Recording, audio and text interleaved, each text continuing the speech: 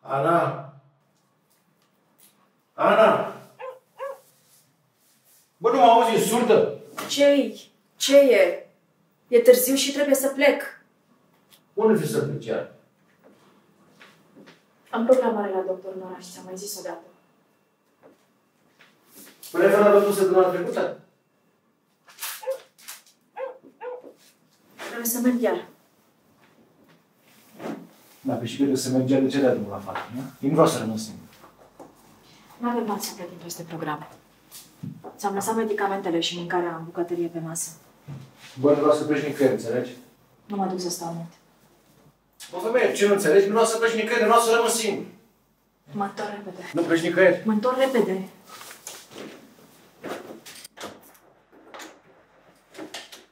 Stai pa, dracu!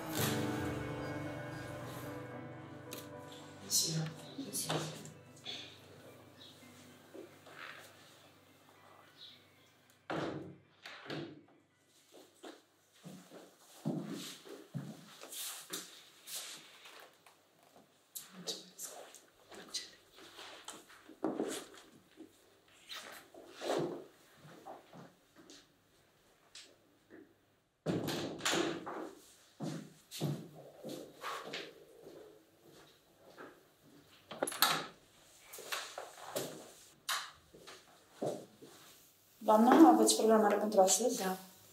La 3. Mi s-a spus de data trecută să vin astăzi. Bine, atunci când plecați aici.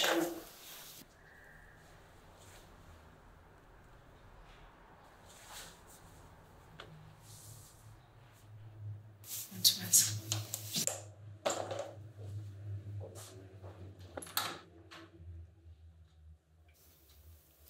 Așa am făcut și eu. N-aveam de unde să știu. Ai mai fost aici? Îl cunoști pe doctorul ăsta? Nu. Adică am mai fost, dar nu-l cunosc.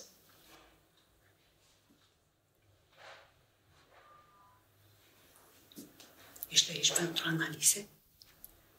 Le-am făcut data trecută și acum am venit ca să mă citească. Mie acum trebuie să mi le fac. M-am gândit că n-ar fi rău să mi le fac, știi? Cu toate bolile astea și cu cancerul ăsta. Odată te trezești pe ultima sută. Am avut un frate care a făcut cancer la dinți. A avut o lucrare care îl tot deranja. Nu s-a dus la doctor că n-a avut bani. S-a infectat și după aia a dat în cancer. Da. Și o mătușă de pe mamă a făcut la picior. Dar era de la diabet. Și tata. Tata a făcut la ficat, dar la el era de la băutură, cred. Dumnezeu să ierte. Nu știu, dar se zice că dacă sunt mulți cu cancer în familie, s-ar putea să fie ereditar. Știi? Dar eu nu cred că am nimic, că la mine oameni buni, ce să zic, Dumnezeu să ierte, toți au făcut de la ceva. Da, n-a apărut așa din senin. La unii, da, am auzit că se moștenește de la părinți. Tu ai cazuri de cancer în familie? La neamuri? Nu-i cunosc, nu știu. Cum așa? Ce zici? Nu am părinți. Cum nu ai părinți? Toată lumea are părinți. Da, Au murit? nu i-am cunoscut niciodată.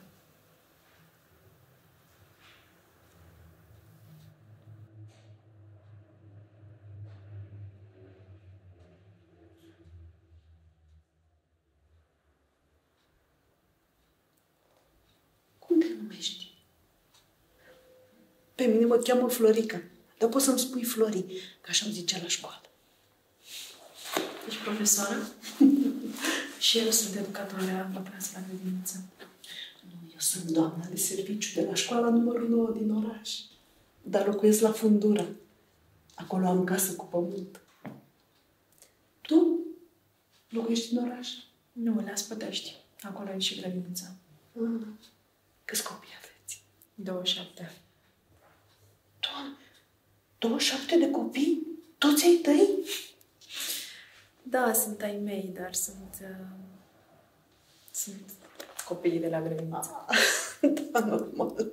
Mă și gândeam, Doamne, 27 căiepuri. Da, toți ai tăi, Doamne, ferește. Ești căsătorită? Ai bărbat, nu? Da, sunt căsătorită, dar nu avem copii.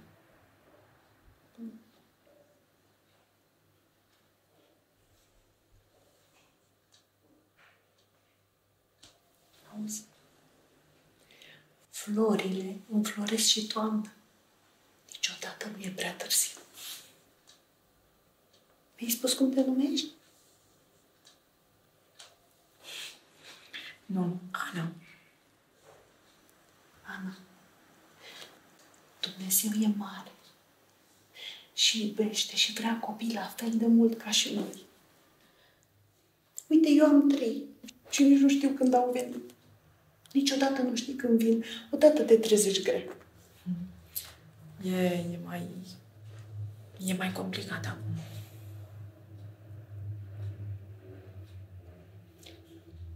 De asta ești aici la doctor? Nu, am niște dureri de burtă. Păi asta e.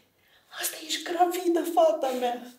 Dacă îți spun. Păi așa era și pe mine mă durea, știi? Și uite-te și tu. Acum nici nu ai nevoie de doctor. Poți să-ți faci testul singur acasă. Ia spune, ai grețuri? Îți vine să vomiți? Ai Nu. ce? Nu, dar nu e asta. Îți spun eu că asta e. Ascultă-mă pe mine. Ana Petcu? Haideți. Da. Să-mi spui și mie ce ți-a zis, da? O să vezi tu că e așa cum am zis eu.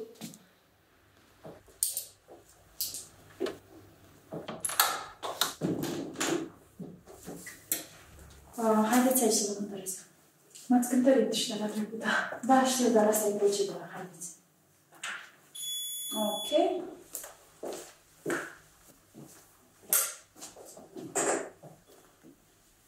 Au ieșit analizele, doamna doctor? Da, doar de asta sunteți astăzi aici, dar doctorul vine imediat, eu sunt asistenta dumneavoastră. Ia spuneți-mi, alergie aveți? Nu. Și acuzați dureri abdominale, corect? Da, uneori trec repede, alteori durează mai mult. Medicamente luați? Calmante. Boli cronice în familie aveți? Ați avut cu diabet, cancer, boli de inimă? Nu știu, am crescut la orfelinat.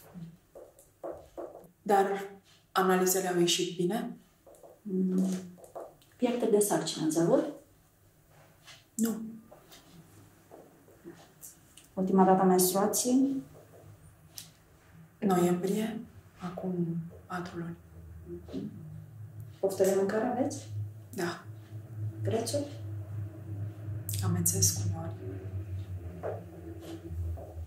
Ok. Așteptați aici. Domnul doctor vine imediat să vă citească ecografia. Ok, așteptați aici.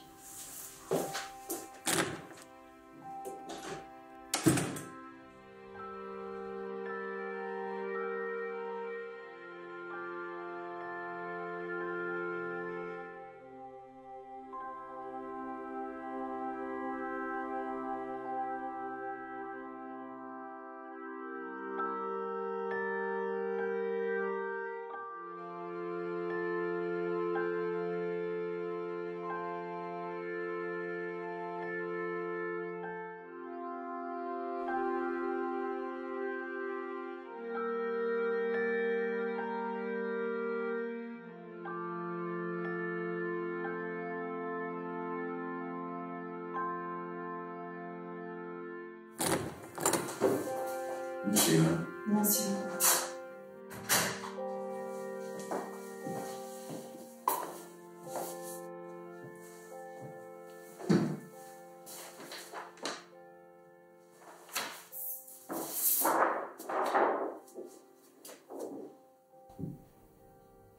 Aveți copii? Nu. N-ați vrut sau? Ba da, dar n-a fost să fie. M-am căsătorit târziu și la un moment dat soțul meu a avut un accident și nu... Îmi plac copiii, lucrez cu ei.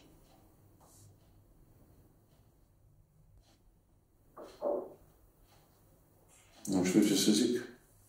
Noastră aveți un steriletul și dacă ați încercat să faceți copii, trebuie scos mai întâi. Când ați scos steriletul? Eu nu am pus niciun sterilet, domnul doctor. Probabil nu e fișa mea. Vedeți, aici, pe ecografie, ăsta e steriletul. Și aici cam de multă vreme, zice. Poate nu vă aduceți aminte. Nu am pus niciodată un sterilet.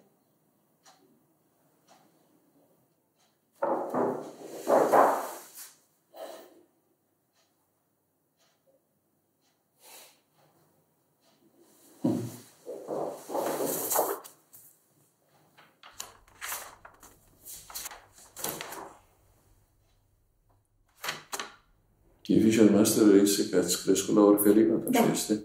De mică, din fașă.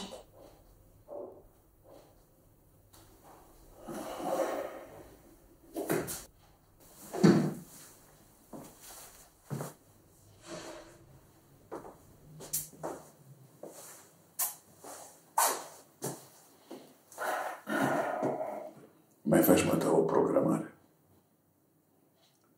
Trebuie să scoatem steriletul ăsta, afară cu el. Domnul doctor, dar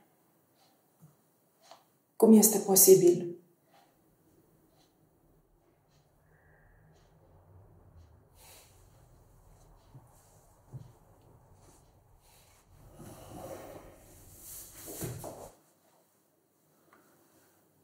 La orfelinat, pe vremuri atunci, se puneau sterilete să nu rămână fetele însărcinate pentru siguranța lor.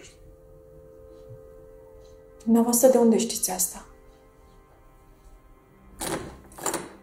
Așteaptă-te, rog, afară.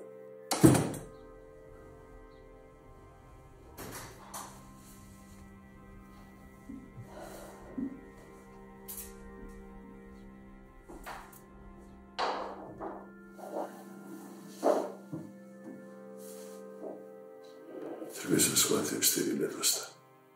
E de prea multă vreme acolo și s-a oxidat și trebuie neapărat să mai facem niște teste așa mai aprofundate. Dar analizele și ecografia arată că v-au pricinuit cancer la ovare.